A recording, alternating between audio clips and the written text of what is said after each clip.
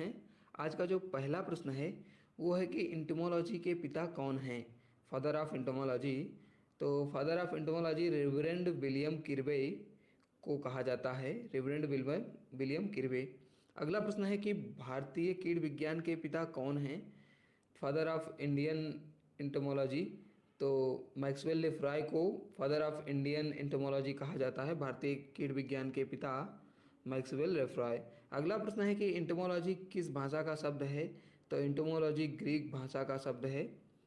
अगला प्रश्न है कि NBAIR यानी कि national bureau of agriculture resources, national bureau of agriculture insect resources कहाँ स्थित है। तो ये जो है बंगलौर में स्थित है। इसका हेडक्वार्टर बंगलौर में है। अगला प्रश्न है वर्ग इंसेक्टा का मुख्य लक्षण क्या है। तो वर्ग इंसेक्टा का मुख्य लक्षण होता है 3 जोड़ी पैर। दोस्तों ये सभी प्रश्न बहुत ही ज़्यादा इंपॉर्टेंट है, तो आप इस वीडियो को अपनी सभी सेमेस्टर के साथियों के साथ शेयर जरूर करिएगा और वीडियो अच्छा लगे तो वीडियो को लाइक कर दीजिएगा। अगला प्रश्न है कि कीट के शरीर का बाह्य कंकाल बना होता है। कीट के शरीर का बाह्य कंकाल काइटिन का बना होता है। अगला प्रश्न है श्रृंगिका यानी कि एंटीनी अनुपस्थित होता है। तो ये प्रोट्यूरा में अनुपस्थित होता है। ये क्वेश्चन बहुत ही ज़्यादा इंपॉर्टेंट है। अगला प्रश्न है कि कीटों में उत्सर्जन अंग किस रूप में पाया जाता है। कीटों में उत्सर्जन अंग किस रूप में पाया जाता है। तो कीटों में उत्सर्जन अंग अंधनलिका के रूप में पाया जाता है। अगला प्रश्न है पूर्णतया परजीवी गण है। तो स्टेप्सीटोरा पूर्णतया परजीवी गण होता है। अगला प्रश्न है कि किस गण में कीट का शरीर तथा पंख सल्कों से ढके होते हैं। तो डिप्टेरा गण के जो कीट होते हैं उनका शरीर पंख और सल्कों से ढका होता है। अगला प्रश्न है बॉडी वॉल कितने परतों से मिलकर बने होते हैं। तो बॉडी वॉल 3 परतों से मिलकर बना होता है। नंबर 1 क्यूटिकुला, नंबर 2 एपिडर्मिस और नंबर 3 आधारीय यानी आधारीय झिल्ली। अगला प्रश्न है कीट के बॉडी वॉल को अन्य किस नाम से जाना जाता है।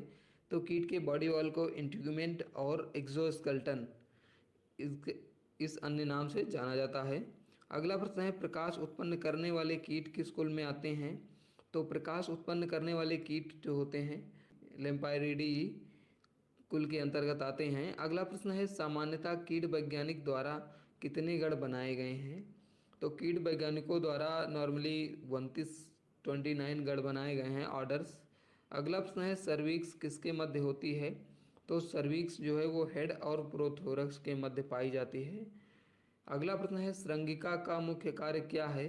तो श्रृंगिका का मुख्य कार्य होता है संवेदना को प्राप्त करना।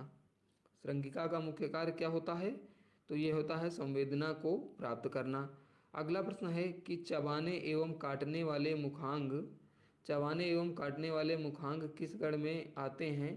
तो हाइनोप्टेरा गण में चबाने एवं काटने वाले मुखांग पाए जाते हैं। अगला प्रश्न है श्रमिक मधुमक्खी है। तो जो बंध मादा होती हैं वो श्रमिक मधुमक्खियाँ होती हैं। अगला प्रश्न है स्पॉटेड बॉलवर्म का वैज्ञानिक नाम है या क्या है। तो स्पॉटेड बॉलवर्म का वैज्ञानिक नाम होता है इरियास वाइटेला, इरियास वाइटेला।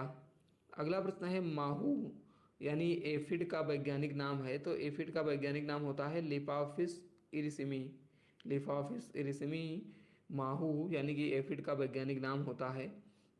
अगला प्रश्न है एनोमोफोर्सिस कीट के किस गण में होता है। तो प्रोट्यूरा गण में एनेमोफोर्सिस होता है। दोस्तों ये प्रोट्यूरा गण बहुत ही ज़्यादा इंपॉर्टेंट है। अगला प्रश्न है कि सिर की दिशा जिसमें मुखांग सिर से नीचे की ओर रहते हैं तो उन्हें अधोन्मुखी कहा जाता है। अगला प्रश्न है मादा टिड्डे के जनन उपांग उदर के किस खंड में स्थित होते हैं। तो मादा टिड्डे के जनन उपांग उदर के 8वें या 9वें खंड में स्थित होते हैं। इसका आंसर होगा 8वें या 9वें।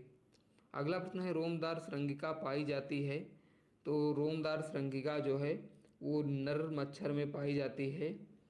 दोस्तों अन्य सब्जेक्ट के वीडियो की लिंक डिस्क्रिप्शन में दी गई है, तो आप वहां से जाकर उन्हें देख सकते हैं। अगला प्रश्न है कि कीट के हिंडगट को क्या कहा। अगला प्रश्न है रोमदार श्रृंगिका पाई जाती है।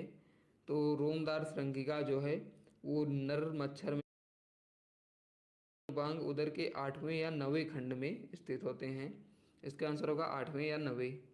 अगला प्रश्न है रोमदार श्रृंगिका पाई जाती है। तो रोमदार श्रृंगिका जो है वो नर मच्छर में पाई जाती है। दोस्तों